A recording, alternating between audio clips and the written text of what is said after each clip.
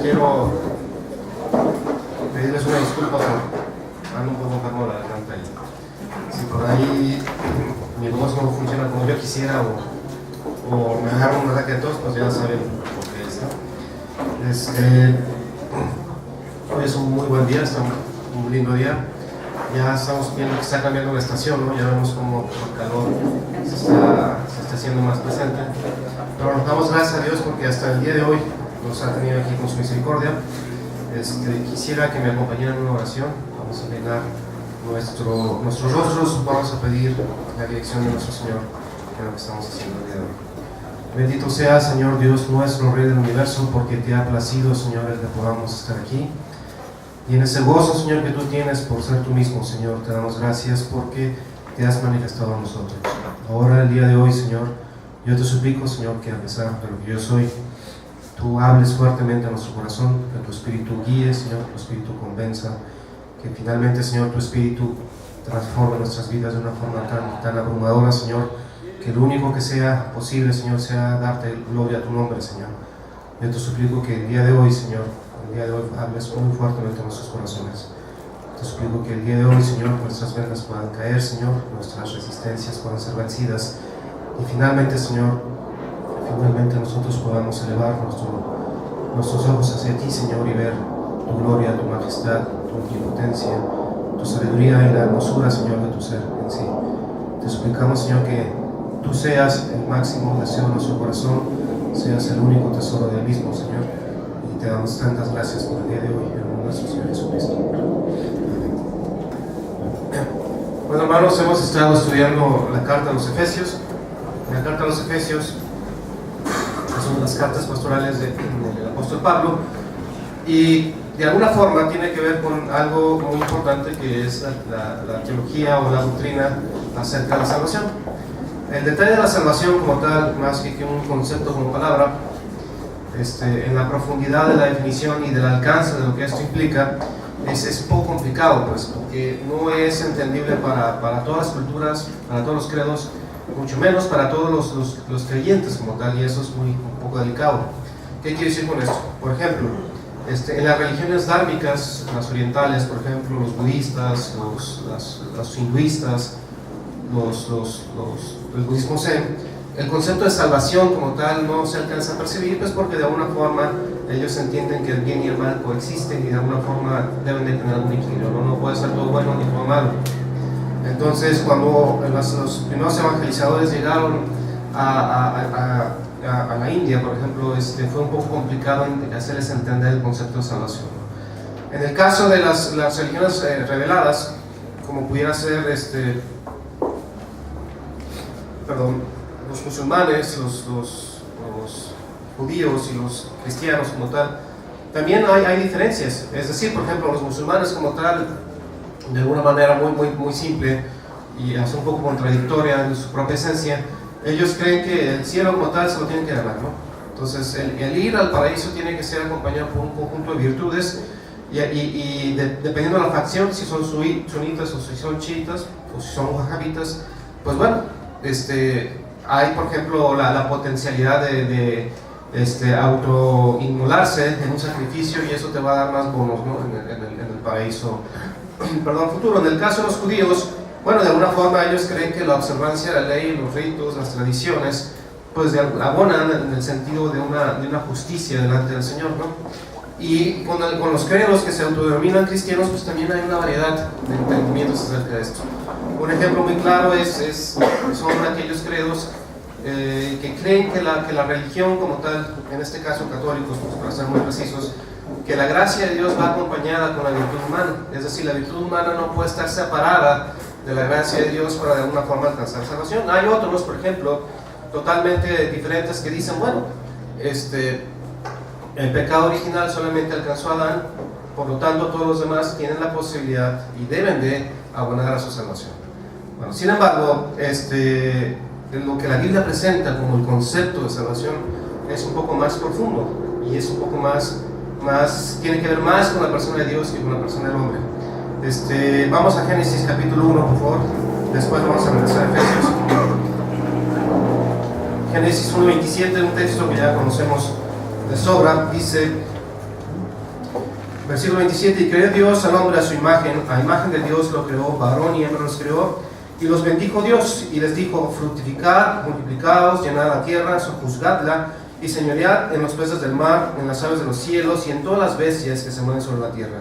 Y dijo Dios, he aquí que os he dado toda planta que da semilla, que está sobre toda la tierra, y todo árbol en que hay fruto y que da semilla os será para comer, ¿no? De alguna forma, Dios creó en su origen a Adán, estamos hablando del primer hombre, de la primera mujer, como tal. Creó a Adán y Eva semejantes a Dios. Y de alguna forma, algunas características que son intrínsecas a la persona de Dios, que definen a Dios por ser Dios, pues de alguna manera fueron también plasmadas en la persona del hombre, ¿no? Es decir, en este caso, en este momento, Adán era enteramente libre, o sea, no estaba dirigido ni al mal ni al bien, y todas sus decisiones, inclusive la oferta continua de amor hacia Dios, era libre. Ahora, finalmente él era inteligente, tenía un sentido creador, tenía un sentido creativo, tenía un sentido, o sea, tenía muchas cosas que nos definen ahora como humanos, aunque tengamos una naturaleza caída, las tenía mucho más exaltadas Adán, evidentemente, ¿no? Adicionalmente, mucho de la función de Adán en ese momento en la tierra por mandato divino era la creación de una civilización teocrática. ¿Qué quiere decir con esto? Cuando dice sojuzgar, quiere decir administrar, de alguna forma quiere decir señorear, y de alguna manera estaba implícito un gobierno. Es decir, lo que Adán tenía que hacer era generar en sus descendientes una sociedad que fuera temerosa y conocedora de Dios, y que amara a Dios sobre todas las cosas, ¿no? Adicionalmente, él tenía la responsabilidad de administrar la creación, es decir, en la esencia de Adán no estaba en acabarse los bosques, ni acabar los animales, sino al contrario, era administrarlos, era sojuzgarlos, era dar una continuidad a la creación de Dios.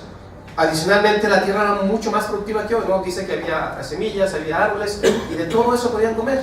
Hasta este momento no se menciona que haya habido plagas, ni mucho menos. Ahora, es interesante porque aquí, ante la creación de Dios, de Adán, de Dios sobre Adán, había la posibilidad, muy grande posibilidad, de que él no muriera. Para eso estaba el árbol de la vida en el huerto, y adicionalmente no carecía de enfermedades. Evidentemente, todas las necesidades de Adán estaban cubiertas: las afectivas, bueno, con la creación de Eva, las espirituales, con su comunión íntima con Dios, y las físicas también, ¿no? Y por último, tenía un conocimiento y una comunión continua con Dios. Dios y Adán paseaban por el jardín. Cuando Adán de alguna forma escuchaba la voz de Dios, atendía, ¿no? Y los planes de Dios iban siendo revelados de una forma directa hacia Adán. No existía ningún velo, no existía nada. Así era la parte de Adán. Ahora, ¿pero qué pasó? Bueno, Adán pecó. De alguna forma, no nos vamos a meter en eso porque es un sistema de 10 predicaciones más o menos. ¿Cuál fue el pecado de Adán? Bueno, de alguna manera él desobedeció la orden directa de Dios de no tomar de un fruto de un árbol, ¿no? Por la razón que haya sido, aunque evidentemente desvió su mirada y su amor hacia otra cosa creada, finalmente él cayó. ¿Y qué consecuencias tenemos para todo esto? Bueno, de estar todo en un control divino, bueno, cuando también nosotros estamos en control divino, pero en un plan divino, aquí básicamente lo que pasó es que todo se corrompió. Es decir, primero hubo una maldición sobre la creación. Dice, si vamos a Génesis capítulo 3, versículos 17 y 18, dice, y al hombre dijo, por cuanto obedeciste a la voz de tu mujer, o sea, desde entonces, y comiste del árbol del que te mandé diciendo, no comerás de él, maldita será la tierra por tu causa, con dolor comerás de ella, ¿cuántos días? Todos los días de tu vida. Espinos y cardos, es decir, plagas de alguna manera, te producirá, y comerás plantas del campo. Es decir, que hubo maldición sobre ¿dónde? Sobre la tierra. Ahora, usted puede decir, bueno, el trabajo no es una maldición. Nunca ha dicho la Biblia que el trabajo es una maldición, por el contrario, sino que si para conseguir 10 elotes en ese momento, es decir, Adán trabajaba 1 minuto, ahora en nuestra actividad para producir 10 elotes, pues nos va a costar 1000 minutos, ¿no? Es algo más o menos lo que está pasando. Algo más trágico pasó en el 3.8, dice, y oyeron la voz del Señor su Dios, que se paseaba en el huerto, al aire del día, y el hombre y su mujer, ¿qué sucedió con ellos?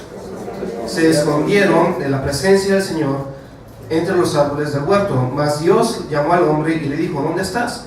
Y él respondió, oí tu voz en el huerto, ¿y qué tuvo? Miedo, porque estaba como desnudo. Y me escondí. Antes de la caída estaba desnudo. ¿Qué cambió? La desobediencia, el pecado, la maldad. Eso cambió, ¿no? Ahora, esa comunión íntima que tenía con Dios el Padre, ¿qué pasó?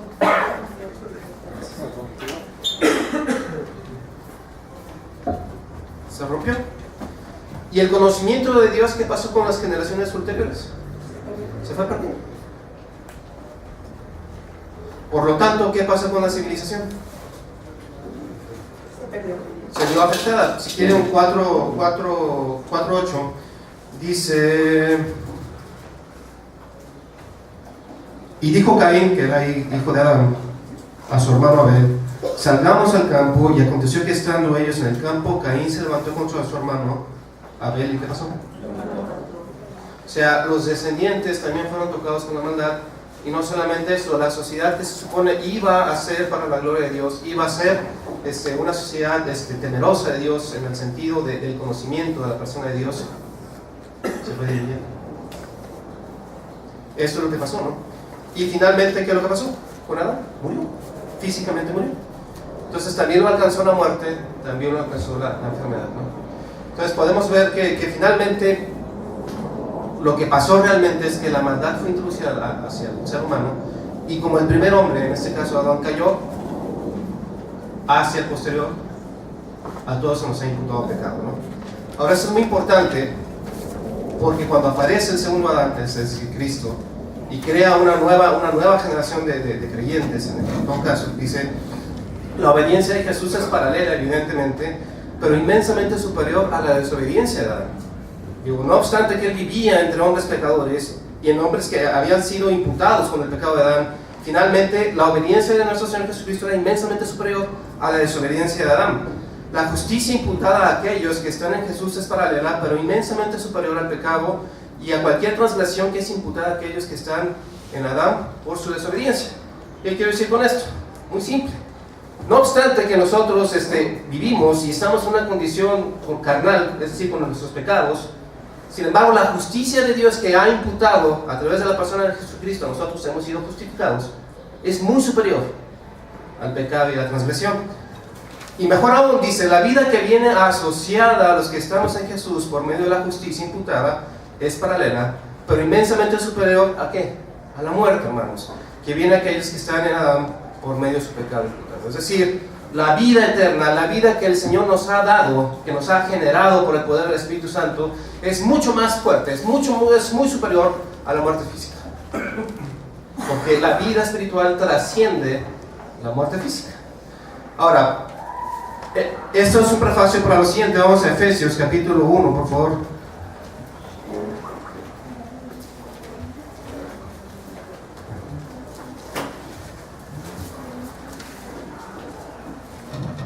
Versículo 3 dice: bendito sea el Dios y Padre nuestro Señor Jesucristo, que nos bendijo con toda bendición espiritual en los lugares celestiales en Cristo, según nos escogió en Él antes de la fundación del mundo, para que fuésemos santos y sin mancha delante de Él. Ahora, aquí es muy interesante ver lo que dice el versículo 4, según nos escogió en Él. La palabra escoger como tal, de alguna manera, es el acto libre de elegir dentro de un conjunto cualquier cosa. Digo, así está definido en el diccionario, se escucha muy bien. Pero básicamente es, bueno, yo libremente escojo este dulce o esta moneda, esto. ¿Por qué? Simple y sencillamente por la libertad que yo tengo para hacer las cosas. Es lo que quiere decir la palabra escoger. Ahora dice que no solamente nos escogió, sino que nos escogió con un propósito. Ahora, esto es muy importante, hermanos, no me sigan, pero en Deuteronomio 14:2, y quiero citarlo porque es muy importante. Dice: porque eres pueblo santo al Señor tu Dios, y el Señor te ha escogido para que le seas un pueblo único de entre todos los pueblos que están en la tierra. No obstante que este versículo está orientado hacia el pueblo de Israel, este texto tiene la misma construcción gramatical en la traducción griega que el texto que acabo de leer. ¿Qué quiere decir con esto? Pablo está citando a ese texto, lo está trayendo a un tiempo más presente, y de alguna forma está diciendo: el propósito por el cual ustedes han sido escogidos es ¿cuál? Que sean santos. El propósito por el cual usted ha sido escogido, por la cual yo he sido escogido, es para que seamos una nación santa. Bueno, ¿qué quiere decir santo? Apartado, pero una definición más hacia abajo. O sea, ¿quién es santo? Cuando usted va a una casa, a la calle, puede decir, bueno, este es santo, este no es santo, este sí, este no.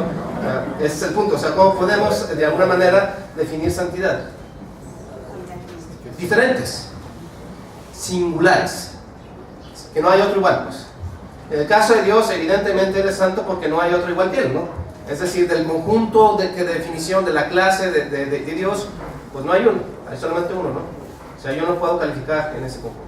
En este caso, en los hijos de Dios, ¿por qué somos santos? Porque somos singulares. ¿Qué es lo que nos hace singulares? Bueno, es lo que vamos a ver. ¿Qué es lo que nos hace singulares? Primero, en la elección de Dios como tal, nos hace singulares porque el Señor nos ha elegido. Ahora, unos pueden decir, bueno, es injusto que el Señor elija a algunos. Lo estamos pensando bajo la perspectiva humana. Hay que tener en cuenta que los atributos de Dios se juzgan en términos de los atributos de Dios. Es decir, Dios debe ser injusto con quién, o justo consigo mismo. Y en este caso, Dios sería injusto si habiendo elegido a esas personas, las hubiera pasado al reino de Dios, así nada más, y sus pecados quedaran como están. Ese es el tema de Romanos capítulo 3. Dice, ¿cómo es posible que haya pasado por alto los pecados pasados? Bueno, ese es el tema también de Efesios. ¿Por qué? Porque dice, según nos escogió en Él antes de la fundación del mundo, para que fuésemos santos y sin mancha delante de Él, en amor habiéndonos predestinado para ser primero ¿qué? Adoptados como hijos suyos por medio de Jesús, según el puro afecto de su voluntad. Puro afecto de su voluntad. La palabra voluntad, alguna vez también la busqué en el diccionario, en el griego y en todo eso. ¿Y sabe qué es lo que define voluntad? Voluntad. Sí, porque normalmente, por ejemplo, cuando uno busca la palabra amor en griego, le dicen que es el amor incondicional y que hay otra palabra que define el amor entre un hombre y una mujer y le dan un rollazo. Aquí cuando usted busca la palabra griega que quiere decir voluntad, ¿y sabe qué es lo que va a encontrar? Voluntad. ¿Qué quiere decir con eso? Simple y sencillamente porque Dios así le plació, así quiso. Y dice, en quien tenemos redención por su sangre, el perdón de pecados según la riqueza de su gracia. Es decir, aquellos que fueron escogidos, los hizo hijos suyos, y adicionalmente, ¿qué hizo? Los redimió. Y redimiéndolos, ¿qué hizo? Perdonó todos sus pecados. O sea, ¿Dios está siendo injusto? No. Hizo todo lo necesario para que ese remanente, esos que fueron escogidos, fuesen hijos suyos, y por lo tanto fueran ¿qué? Santos delante de Él. ¿Se da cuenta? Y esto para nosotros, para los que hemos sido escogidos, es una tremenda responsabilidad. ¿Por qué? Porque usted,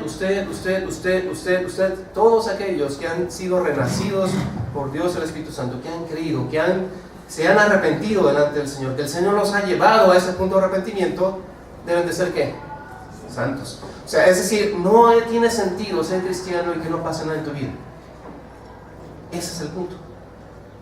No tiene sentido el que tú te digas ser creyente, ser cristiano y hagas las mismas cosas que hacías cuando no eras creyente.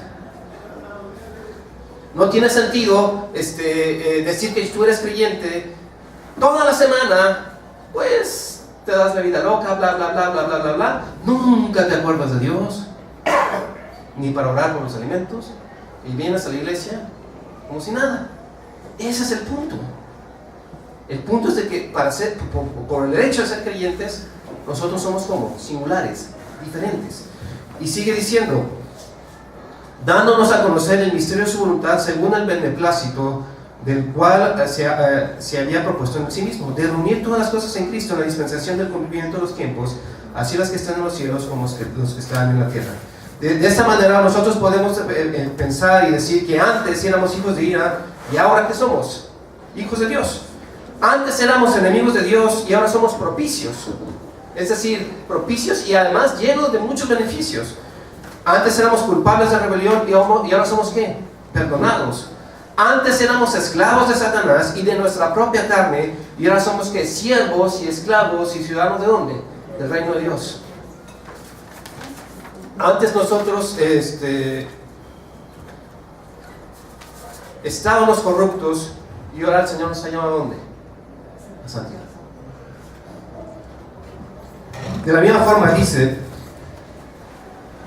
versículo 15: por esta causa también yo, habiendo oído de vuestra fe en nuestro Señor Jesucristo y de vuestro amor para con todos los santos, no ceso de dar gracias por vosotros, haciendo memoria de vosotros en mis oraciones, para que el Dios de nuestro Señor Jesucristo, el Padre de gloria, os dé espíritu de sabiduría y de revelación en el conocimiento de Dios.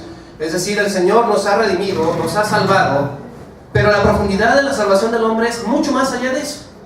Le voy a decir, muchas veces nosotros parecemos una especie o una suerte de vendedores de bienes raíces celestiales. ¿Qué quiero decir con esto? ¿Tú quieres ir al cielo? Yo te vendo una parcela allá arriba, pero tienes que hacer esto, ¿sí o no? Es lo que hacemos muchas veces. Y toda la parte del sufrimiento, y toda la parte de la santidad, y toda la otra parte de las promesas y la esperanza que nosotros tenemos en Cristo, ¿dónde está? O sea, el punto no es la eternidad, llegar al cielo, cuando va implícito, va en todo el paquete. El punto es de que nosotros somos regenerados y somos hijos de Dios, somos una nueva criatura en Él. Y evidentemente, al ser una nueva criatura en donde esté Él, vamos a estar nosotros. Y el cielo es cielo pues porque ahí está Dios. Si no, no tendría sentido para nosotros. ¿Se da cuenta? Y nosotros no anhelamos otra cosa sino Dios. Así como vimos lo que se vio corrupto, ahora vemos la profundidad de la salvación, porque todo lo que estaba corrupto ahora nos llama santidad. La creación fue maldita y algún día la creación va a ser otra vez hecha nueva. Dice que la tierra será llena del conocimiento de Dios como las aguas cubren el mar. Porque antes nosotros no conocíamos a Dios y ahora lo conocemos, y esa es la oración de Pablo aquí, que el Señor nos llene de toda esa sabiduría espiritual. Ahora, finalmente nosotros, en función de eso, el Señor nos llama a tener una nueva sociedad, un reino de Dios. Y en el reino de Dios, ¿cómo son los ciudadanos de Dios? ¿Se acuerdan cómo son? Ponen la otra mejilla ¿cuántas veces? Las que sean necesarias. Son pobres en espíritu, porque dependen totalmente de la persona de Dios. Tienen hambre y sed de justicia, porque la justicia de Dios los constriñe. Y en esa sociedad no hay gente que se aproveche de otra, no hay gente que robe, no hay gente que abuse de otras personas. En esa sociedad no hay gente que discrimina, y ese es el punto del capítulo, del versículo 11. Dice, por tanto, por lo que dice en la parte superior del capítulo 2, acordaos de que en otro tiempo vosotros, los gentiles, en cuanto a la carne, eras llamado incircuncisión por la llamada circuncisión hecha con mano de carne. Es decir, los judíos se creían, y lo eran de alguna forma, y lo son, una nación especial para Dios. Pero por eso ellos decían, bueno, los gentiles están perdidos y ajenos a la persona de Dios. ¿Que era cierto? Sí. El único problema de los judíos es que ellos no veían que estaban tan perdidos como nosotros. Pero bueno, ese es otro tema. Y aquí el punto es de que ellos hacían esa división, y ¿saben que esa división permanecía en dónde? En la iglesia. Esa división permanecía en la iglesia. Y esa es la razón por la cual muchas veces cuando iban muchos rabinos o judíos que habían sido de la religión judía hacia el cristianismo, querían judaizar a otros porque decían no son lo suficientemente buenos. No lo son. Y uno normalmente, después de escuchar esto, dice, que los judíos, ¿verdad? Pero ¿sabe que los mexicanos también hacemos esa exclusión? Y los americanos también lo hacen, y los canadienses, y los afroamericanos también lo hacen. El ser humano normalmente, en su naturaleza caída, tiende a hacer ese tipo de cosas, separaciones. Y usted, no es cierto, ¿cómo no? Dígame cuáles son los peores insultos en este país para decirle a una persona. Dígalo. Indio, chilango, etc. Y eso es discriminatorio totalmente, ¿o no? Digo, es un ejemplo, ¿no? Pero es discriminatorio, ¿o no es cierto? Por supuesto. Hermanos, gracias a Dios en esta comunidad, hermanos, tenemos la oportunidad de tener hermanos de lugares muy distantes, ciudadanos, costarricenses, argentinos, norteamericanos. Ahora, hermanos, ¿cuál es el sentido de esto? Dice nuestro Señor Jesucristo, cuando dice el apóstol Pablo, dice, y vino y anunció las buenas nuevas de paz a vosotros que estabais lejos, es decir, a los gentiles, y a los que estaban cerca, para que por medio de él, los unos y los otros tenemos entrada por un mismo espíritu, ¿a dónde? Al Padre. Así que ya no sois extranjeros ni advenedizos, sino conciudadanos de los santos, y miembros ¿de dónde? De la familia de Dios. ¿Qué implica esto, hermanos? Que ahora el color de la piel no importa. Digo, hay unos más morenos, hay unos más blanquitos, y hay otros que estamos en medio. El color del pelo no importa, el color de los ojos no importa. No importa tus actitudes mentales tampoco, tu cultura, tu nivel social, tu nivel educativo. Todos hemos sido redimidos por el poder de nuestro Señor Jesucristo dentro de la iglesia, y todos somos conciudadanos ¿de dónde? Del reino. Todos. Hace unos años fuimos en el 2010, fuimos a Phoenix, mi familia y yo, porque la familia de mi esposa, una parte de la familia de mi esposa vive allá, y estando allá en Phoenix, fuimos a visitar a una de las primas de Diana que vive en un coto, y en el coto había una alberca. Entonces mis hijos, ya ven los niños, ¿no? Ponen traje de baño y luego parecen pececillos. El agua y yo tenemos un pacto de no agresión, yo no molesto el agua. Entonces yo me senté a la orilla de la alberca, en atención de lo mismo, y a un lado de la alberca había una señora ya de edad, tendría unos 60, 65 años. Entonces, de esas veces que el Espíritu Santo te dice, hazle caso a la persona. Pues bueno, total, ya fui y empecé a hablar con mi inglés medio mocho ahí con la señora. Y ¿sabe qué? La señora era creyente, era cristiana, pero que no adivina dónde era. Irak, era kurdistaní. Entonces me empezó a platicar toda su aventura de cómo habían salido de Irak, cómo habían atravesado Turquía y cómo habían llegado a Estados Unidos. Y me estaba platicando, porque ahí estaba su hijo, que su hijo ahora era pastor en la iglesia bautista. Entonces Jonathan llega y me dice, primero se puso así como medio serio y me dice, oye, ¿por qué hablas con esa señora? Ahí está mi mamá. Y yo le digo, Jonathan, pues la señora puede ser mi mamá. Pero lo que le dije a Jonathan es algo también muy importante, hermanos. Usted pertenece a algo que excede la iglesia local. Usted pertenece a algo que excede los tiempos. Usted pertenece a la familia de Dios. Y en la familia de Dios no hay judíos, no hay gentiles, no hay iraquíes, no hay sunitas, no hay españoles, ni americanos, ni mexicanos. Todos somos hijos del reino de Dios. Todos aquellos que han sido rescatados por la sangre de nuestro Señor Jesucristo y hemos sido sellados con el Espíritu Santo y tenemos esa herencia en los cielos, somos hijos de Dios. En todo el mundo. Tenemos la misma identidad. Tenemos la misma identidad, tenemos el mismo lazo y ese lazo nos une. Y sabe que muchas veces ese lazo excede los lazos de sangre, excede los lazos de sangre. Dice adicionalmente, versículo 20, edificados sobre el fundamento de los apóstoles y profetas, siendo la principal piedra del ángulo Jesucristo mismo, en quien todo el edificio bien coordinado va creciendo para ser un templo santo al Señor, en quien vosotros también sois juntamente edificados para morar a Dios en el Espíritu. Hay un propósito en estar en un cuerpo, y ese propósito es ¿qué? La edificación. Voy a preguntarme un poquito al capítulo 3, versículo 17. Dice, para que habite Cristo por la fe en vuestros corazones, a fin de que, arraigados y cimentados en amor, seáis plenamente capaces de comprender con todos los santos cuál sea la anchura, la longitud, la profundidad y la altura, y de conocer que el amor de Cristo que excede a todo conocimiento, para que seáis llenos de toda la plenitud de Dios. Restaurando su creación, salvándonos en el concepto más profundo de salvación.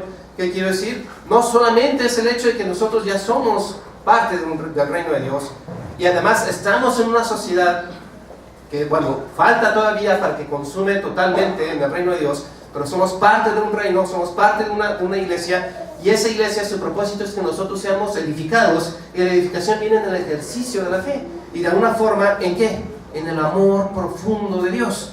Y ese amor profundo de Dios, ¿qué va a hacer en nosotros? Nos va a guiar en el conocimiento de su persona. Va a restaurar ese conocimiento que se fue diluyendo con el pecado y nos confronta con la gloria y la hermosura de la persona de Dios. Ese es el propósito. Cuando usted le pregunta, bueno, ¿usted es cristiano por qué? Para la gloria de Dios. ¿Y eso qué quiere decir? Que finalmente usted algún día presencialmente estará allá. Pero mientras tanto el Señor lo ha mandado a usted a ser una nación como santa delante del Señor. Santo. ¿Y qué quiere decir con santo? ¿Que no va 15 veces al cine y 2 sí? ¿O que se dice de cierta manera? ¿O que come ciertos alimentos y otros no? ¿Qué quiere decir santo? Santo quiere decir que usted tiene una fe que ha sido generada por el Espíritu Santo, usted ha sido regenerado por el Espíritu Santo, y finalmente el amor de Dios está en ¿dónde? En usted, y ese amor a usted lo guía hacia ¿dónde? Hacia hacer la voluntad de Dios. ¿Cuánto tiempo? Siempre. Y la voluntad de Dios muchas veces puede ser chocante con la moral. Muchas veces. El caso de Hudson Taylor. Hudson Taylor fue ministro en la China, fue misionero por la Asociación Presbiteriana Misionera de Inglaterra.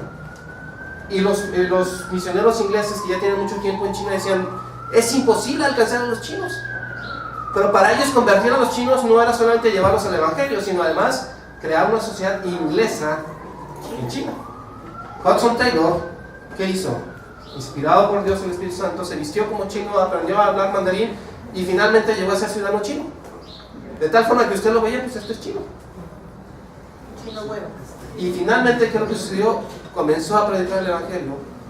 Muchos chinos llegaron al conocimiento de la palabra de Dios, y mucho de lo que es la iglesia en China hoy es gracias a ¿quién? A Hudson Taylor. ¿Chocó la moral de los otros ministros? Por supuesto que sí. Pero él entendió esto propiamente, que somos ciudadanos del reino. Ciudadanos del reino.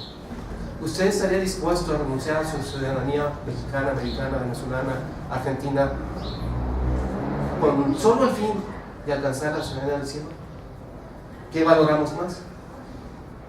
¿Qué es lo que valoramos más? ¿Sabe que el amor de Dios a nosotros nos hace ver a nuestro Señor Jesucristo como nuestra posesión más preciada?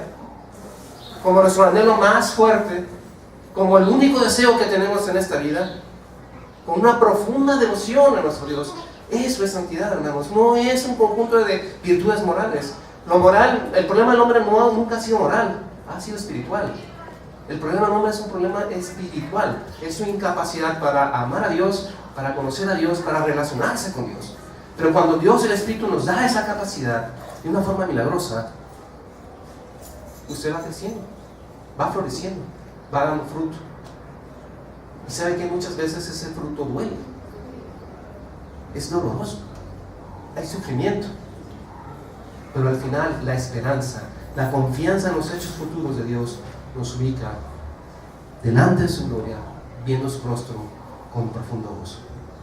Esa es la esperanza a la que hemos sido llamados, hermanos.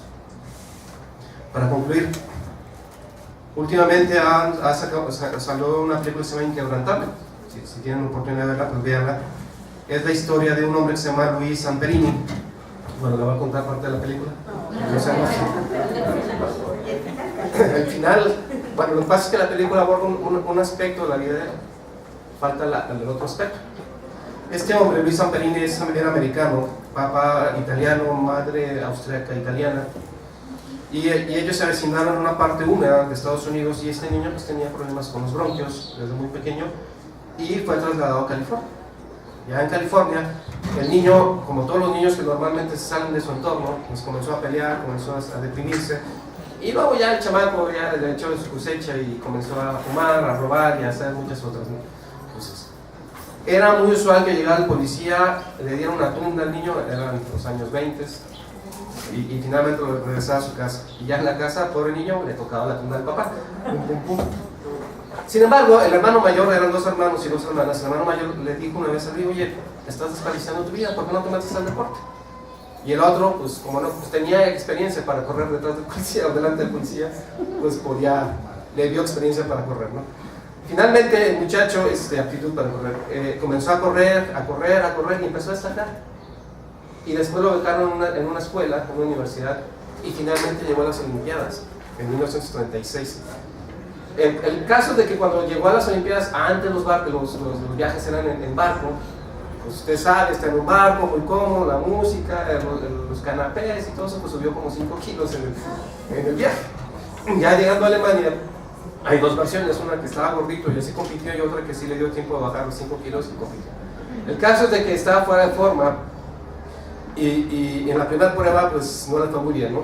Y de hecho ya en la segunda prueba pues no le iba muy bien, pero ya en la última vuelta, no sé, el espíritu de Fittipaldi, bueno, sí, se posesionó de él. El caso es de que dio la vuelta más rápida que se había dado desde entonces, ¿no? Fue tanto el impacto, aunque no ganó, tanto el impacto, que los mismos alemanes se pusieron de pie y lo ovacionaron. Los mismos alemanes. Y no solamente eso, sino que en ese momento Adolfo Hitler, que era el gobernante de ese país, fue y lo saludó y se tomó una foto con él. Gracias. Después llega la Segunda Guerra Mundial, él se enrola en el ejército, en la Guerra del Pacífico, y ellos están en misiones de bombardeo. Bombardearon una isla, pero fue tal el daño que sufrió el avión que al regresar pues estuvieron así de morir, ¿no? Pero bueno, este hombre dijo, bueno, que fue un milagro que hayamos llegado con vida. Tenía un amigo que era creyente y él, justo cuando llegó, se hincó delante de Dios y agradeció al que hayan podido regresar. Unas semanas después lo mandan a otra misión y ya en un avión diferente, pero que tenía muchos historias de fallas, pues se quedan sin motores y al mar fueron a dar. 11 tripulantes tenía el bombardeo, de los 11 sobrevivieron 3, nada más. Y esos 3 estuvieron 47 días en el mar. Murió uno de ellos y los otros 2 fueron rescatados, pero ¿por quién creen? Por los japoneses, o sea, por el lado contrario. Llegaron a una isla que era prisión y finalmente él bueno, estando en el mar, en un huracán, una tormenta huracanada que hubo en esos momentos, él le dijo algo, dijo, si podemos salir de esto, yo te voy a servir. En su poca concepción de Dios, en su poco entendimiento de Dios, fue lo que dijo. Ya están en la isla, evidentemente los japoneses, tiempos de guerra, pues no se portaron muy bien con ellos, sufrieron bastante y luego los trasladaron a Japón, a Tokio, a un suburbio de Tokio. Y ahí en el suburbio de Tokio le tocó un hombre que se apellidaba Watanabe, Matsushiro Watanabe. Le apodaban el Papa, pero que era muy cruel, bastante cruel. Y los hizo a Samperini, le dio azotes, lo golpeó en la cara. Y de alguna forma la película se llama Inquebrantable porque no obstante que no se podía levantar, se volvió a parar. Total, sufrió con él como 3 años ahí en la cárcel, en el campo de concentración, y al final fueron liberados. Perdió la guerra a Japón, se rinde y ellos son liberados. La película termina cuando regresa a Estados Unidos. Lo importante, hermanos, comienza después. Él a los 2 años conoce a una muchacha que se llama Cynthia, por cierto, y se enamora de ella y se casa, la mujer de sus sueños. Pero con ese estrés postraumático tan fuerte, después de haber sido torturado, vejado, 47 días en el mar, el puro choque en las aguas, atacado por tiburones y todo esto, pues todos los días él tenía pesadillas, Dice que una de las pesadillas más recurrentes era él encima del Watanabe ahorcándolo. Pero cayó en el alcohol, pero cayó en el adulterio y todo lo demás, cadena descendente. Cynthia, su esposa, escuchó que había una campaña en 1949 evangelística en Los Ángeles, ellos vivían ahí, va a la campaña. Ella ya había decidido divorciarse, ya la vida era insoportable con él, se convierte ese día. Y Luis Zamparini notó el cambio inmediatamente y dijo, esta mujer no es la misma. Y tan no era la misma que ya no quería divorciarse de él. Sin embargo, ella le dijo, mira, para que tú y yo podamos reconstruir nuestro matrimonio, tú tienes que cambiar de corazón. Entonces, pues eso le molestó bastante. Ella lo invitaba a las continuas campañas que quería ir, él no quería ir, hasta que un día pues fue nada más para que no lo estuviera molestando. Comenzó a hablar del hijo pródigo, el predicador, pues ya sabrá, él se sintió tan aludido, y se fue molesto ese día. Sí, y en la plática con su esposa, ¿y sabes qué es lo que más me molestó? cuando el predicador hizo el llamamiento y dijo que cerráramos nuestros ojos y quería que oráramos. Fue una vez. La siguiente vez no quiso ir. La tercera vez le insistió a su esposa y fue otra vez y le dijo, mira, cuando comience ese asunto de la invitación, nos vamos. Pues sí, así fue. Hizo la invitación al predicador, agarró sus chivas, agarró su mujer, vámonos. La tercera vez su esposa no pudo ir, pero él fue.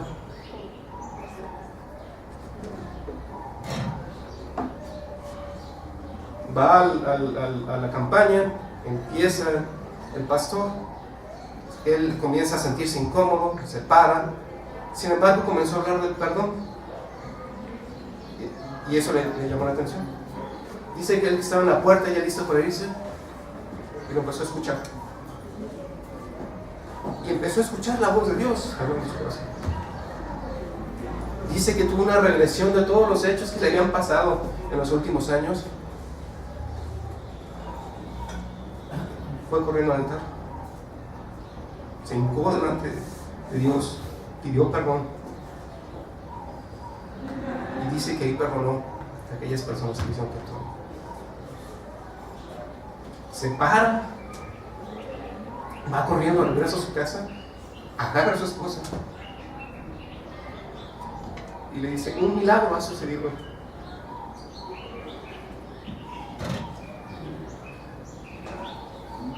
Muchas veces nosotros pensamos que el asunto de la salvación como tal, hermanos, el que nosotros seamos salvos, porque nosotros nos hayamos convertidos, es un hecho superficial.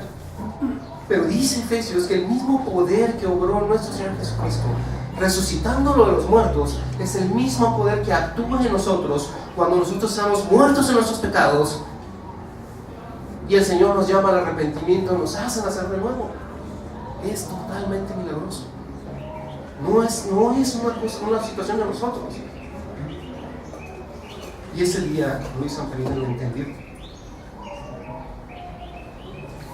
Arregló las cosas con su mujer en esa noche. Dice que fue la primera noche que pudo dormir sin ninguna pesadilla. Y la historia no para ahí. Años después fue a Japón a reconciliarse con todas las personas que habían estado en casa. Obviamente que el único que no quiso reconciliarse fue el Señor Montanari. ¿Qué quiero decir con todo esto, hermanos? La salvación es un milagro. Su salvación es un milagro. Pero no es un milagro en balde. El Señor no hace las cosas simple y sencillamente para nada. El Señor hace las cosas para que su nombre sea glorificado. Y si usted fue salvo o es salvo, implica necesariamente que su vida ya no le pertenece, que su vida es del Señor y que su vida es para la gloria de Dios. Por lo tanto, usted deberá de ser una nación como santa, santificada. Usted debe de reproducir en usted una fe y un amor que excede cualquier cosa. Cualquier cosa. Es milagroso. Y finalmente, mucho del sentido de que nosotros seamos salvos es generar una civilización temerosa del Señor, un conjunto de hermanos que estamos vinculados por el Espíritu Santo y que ese amor, esa unión va mucho más allá de lo que nosotros mismos podemos explicar. Así como la vida de San Perini fue tocada por el Evangelio, así también la vida de ustedes deberá ser. Si ustedes no tienen la seguridad de que el Señor los haya salvado, si ustedes finalmente no han escuchado el llamado de Dios, no obstante que vengan a la iglesia, si el día de hoy el Señor los llama a salvación, el día de hoy, venga delante del Señor, inclínese delante de Él, arrodíllese, pida, ruegue por su salvación, pida perdón, arrepiéntase, crea. Finalmente, si usted es creyente, el compromiso de Dios, de usted para con Dios es total. Lo que Dios exige de usted es santidad, no menos. Santidad. Y usted puede decir, bueno, eso es muy complicado. En las fuerzas del hombre es totalmente imposible. Pero dice la Biblia que de la manera que nosotros hemos creído en Él, esa fe, también nosotros tenemos que andar en Él, continuamente. ¿Qué es andar en Él continuamente? En una profunda devoción hacia la persona de Dios, profundo conocimiento de Dios, Esa es la preocupación de la iglesia. ¿Por qué estudiamos tanto la Biblia? Por eso, hermanos. Por eso. Para que el Señor le hable a su vida. Para que el Señor transforme sus pensamientos, su forma de pensar.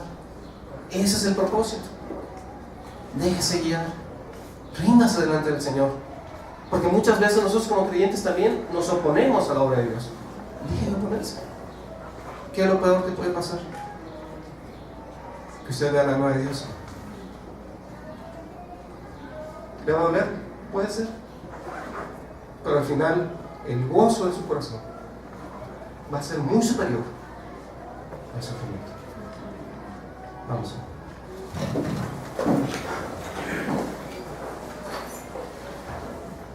Señor, te damos tantas gracias por este día. Yo te suplico, Señor, que delante de tu presencia, todos aquellos, Señor, que tú has llamado, Señor, para salvación, lo hagan. Que ellos escuchen tu voz, Señor, y se arrepientan y crean. Concédeles esto, Señor, delante de tu presencia. Yo te suplico por aquellos que somos creyentes, Señor, que nuestra resistencia, Señor, a ti claudique, Señor, que finalmente nosotros nos rindamos delante de tu presencia. Te amamos, Señor, y te bendecimos en el nombre de Jesús.